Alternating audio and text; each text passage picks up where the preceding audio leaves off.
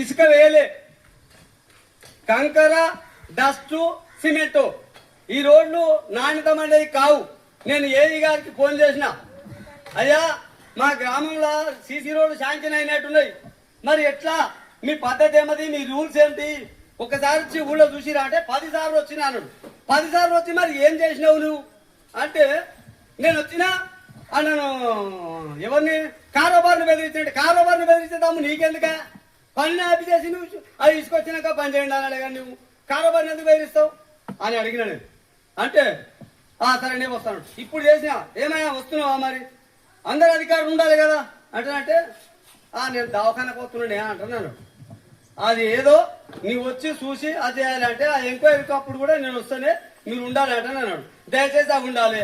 తర్వాత గ్రామ పంచాయతీల బడ్జెట్ ఎన్నిసార్లు రిలీజ్ అయింది, ఎంత వచ్చింది, ఎంత ఉన్నది, ఎంత ఖర్చు అయింది మాకు వెంటనే చెప్పాలి. మేము అది కూడా తెలుసుకుంటాం.